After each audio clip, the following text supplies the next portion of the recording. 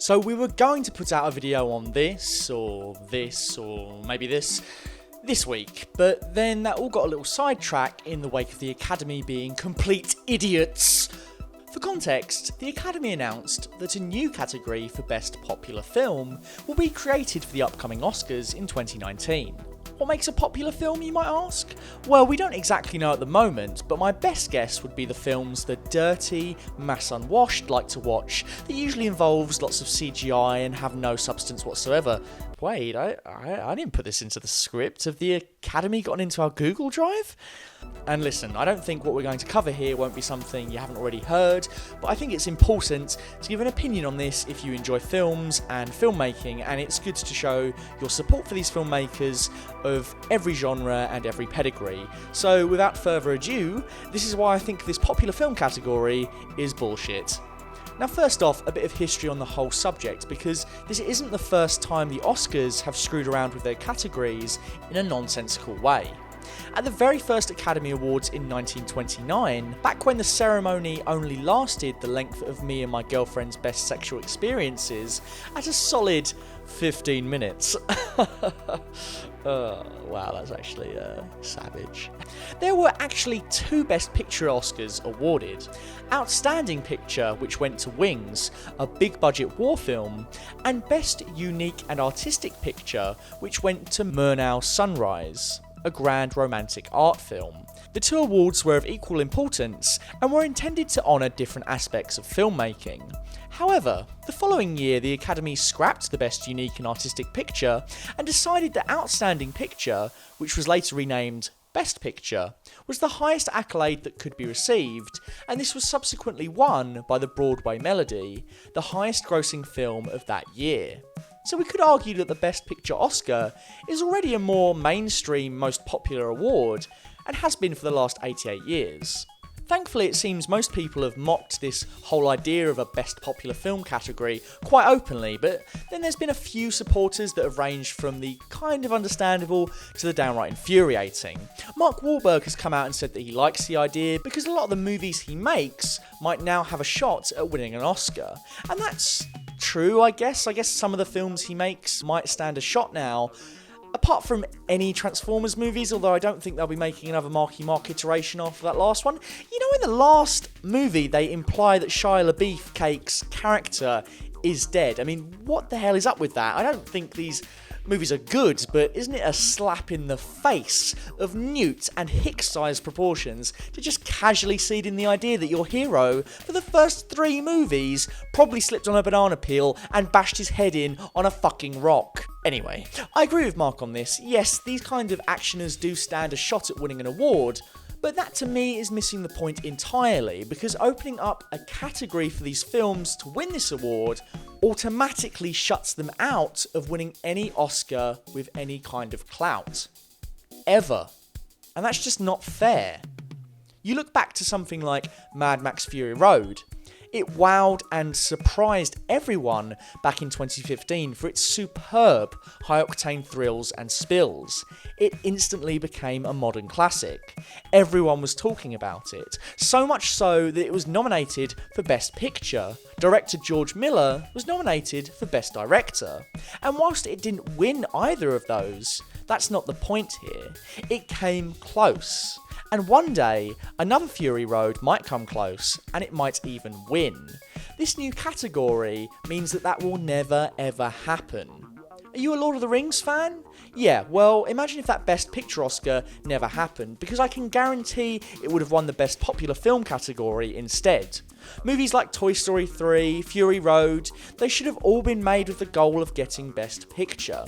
Every movie, in theory, should strive to want that nomination, because when movies reach for heights that lofty, even if the odds are ridiculous, we get classics. Don't you just love the way they describe this category too? I mean, achievement in popular film. What does that mean? What is that going to entail? It's frustratingly vague. It's a participation medal. It's a 4th place ribbon you give to the kid who came last, just so that he doesn't cry and get his incredibly rich father to sue the school. I mean, that's why they give those out, right? The Oscars have become Jonah Hill's parents in 21 Jump Street. This is a 4th grade participation medal for soccer. It's literally a medal for sucking. Now that is a medal for trying. Yes. Let me tell you something. This guy was always a great trier. What is the point of having a category that places your movie as inherently lesser than Best Picture? And then, as I said, you have the aforementioned infuriating opinions like this one from British news outlet The Guardian, who wrote an article with the headline, "Isn't all the money enough anymore?" Yeah, all those directors and everyone who works on these movies, all the people that poured their hearts and souls into these things, they don't deserve proper Academy acclaim because their movies grossed more on average. That makes sense. That's not a stuck-up opinion. Currently, the broadcast rights to the Oscars are owned by ABC. And only a year and a half ago, they actually signed a long-term contract with the Academy to own these rights through to 2028. But ABC could not have predicted that the last year's Academy Awards telecast would have record low ratings, with particularly low figures from younger viewers. Other awards shows such as the Emmys and Grammys have also faced ratings declines, but none were as drastic as the Oscars. Due to this, Variety reported that ABC executives made several recommendations about the ways that the telecast's length could be reined in, and proposed a best blockbuster category that would reward films that have been seen by larger audiences. They also argued that viewers had become fatigued by the ever-increasing number of televised awards shows, and that the Oscars should be moved to an early calendar period. While award show fatigue is definitely a problem, if it really was the decision of ABC who pushed this to boost ratings, in a bid to get blockbuster films noticed and represented at the Oscars, there's about 1,000,001 ways you could have done this. Hollywood powerhouses like James Cameron and Arnold Schwarzenegger have campaigned for stunt work to be recognised by the Academy for years. Having a Best Stunt Scene or Best Stunt Performer category could easily put the spotlight on the artistry and hard work that goes into these movies. In 2015, Tom Cruise hung off the side of a freaking plane. In real life, that actually happened, but in 50 years' time, if a child Googles Oscars 2016, they'll find no mention of that feat anywhere. And let's not forget, ABC is a property owned by Disney. The films already highlighted as potential Best Popular Film nominees have been Black Panther, A Quiet Place, Avengers Infinity War, Mission Impossible Fallout, and Incredibles 2. Out of these examples, 3 are Disney properties. So the chance of Disney receiving another Oscar at the next awards has dramatically increased. Do I smell that sweet scent of corruption?